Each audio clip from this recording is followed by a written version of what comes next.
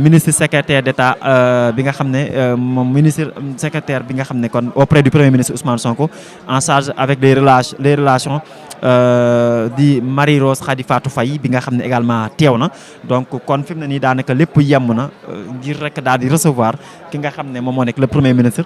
parce que moom moo war a ñëw aussi bu teewee rek moom bu teewee bu ko defee premier ministre Ousmane Sonko daal di ñëw ma fàttali ne moom mooy la porte-parole du gouvernement nekk également ki nga xam ne moom moo di ministre secrétaire d'État auprès du premier ministre nekk également en charge avec les relations.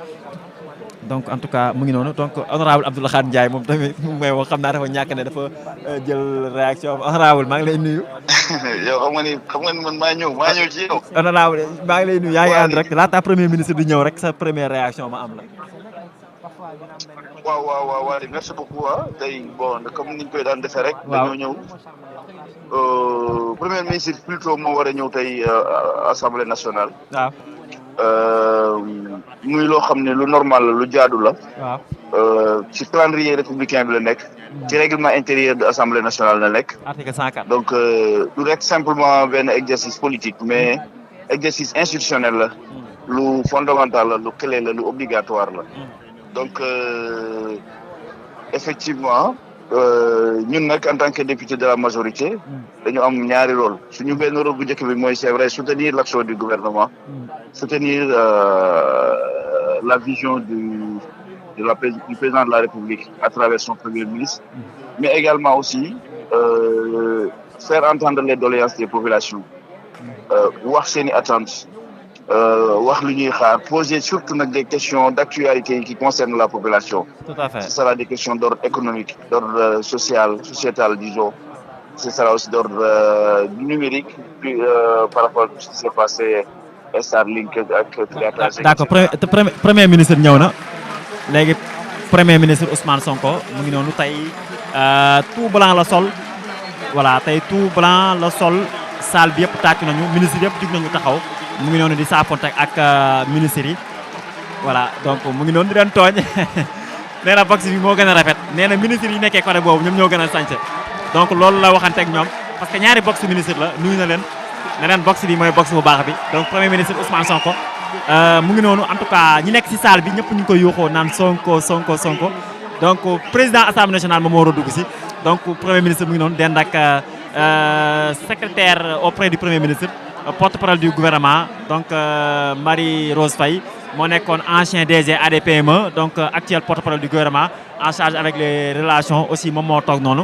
donc ñoom ñaar ñoo nekk noonu premier ministre Ousmane Sonko nag tey lu weex a sol li ma jaaxal mooy bi mu demee si box bi nga xam ne ministre docteur Serigne Gueye Diop ba tey mu ngi reetaan sax parce que kàddu gi mu leen wax la moom daal nee na mu ngi faree box boobu noonu parce que ministre yi fi teew tey ñaari box la donc mu ngi noonu président assemblée nationale moom moo nekk noonu di ñëw monsieur El Malick Ndiaye donc gis ngeen noonu en tout cas moom aussi blanc la sol donc lu ñu gis mooy premier ministre blanc la sol président assemblée nationale blanc la sol donc ñoom ñaar ñu ngi noonu agsi nañ ma bàyyi leen ngeen teewlu li nga xam ne moom moo di séance bi question d'actualité au gouvernement prévu par article 104 du règlement intérieur.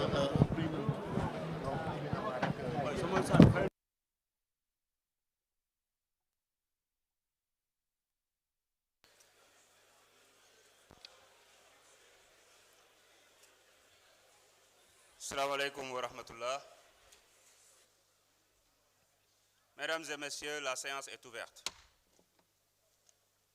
Monsieur le Premier ministre, Mesdames et messieurs les membres du gouvernement, honorables députés, chers collègues, Mesdames et messieurs, je voudrais, avant l'entame de nos travaux, souhaiter la bienvenue à Monsieur le Premier ministre ainsi qu'à l'ensemble des membres du gouvernement présents dans cet hémicycle. La tenue régulière des questions d'actualité au gouvernement constitue une expression vivante de la vitalité démocratique de notre pays. Elle traduit la solidité de nos institutions, la maturité de notre pratique parlementaire et la centralité du dialogue républicain dans la conduite des affaires publiques. Cet exercice n'est ni une formalité ni un simple rituel institutionnel. Il est un moment de vérité démocratique, un espace d'interpellation, de clarification et de reddition de comptes au service exclusif de nos concitoyens. Je salue à cet égard l'engagement constant de Monsieur le Premier ministre et de son gouvernement à se soumettre avec responsabilité, disponibilité et transparence à cet exercice de redevabilité devant la représentation nationale. Cette présence régulière et cet esprit d'ouverture renforcent la confiance entre les pouvoirs publics et consolident l'état de droit. C'est dans cet esprit de respect mutuel, de rigueur et de responsabilité que je nous invite à conduire nos échanges. Je vous remercie. Mes chers collègues, l'ordre du jour appelle les questions d'actualité au gouvernement. Auparavant, je voudrais vous rappeler les dispositions de l'article 104, dernier alinéa de notre règlement intérieur. Pendant la session ordinaire unique, un jour au moins par trimestre est réservé aux questions d'actualité au gouvernement.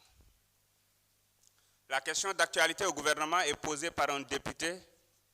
Une réponse est apportée par le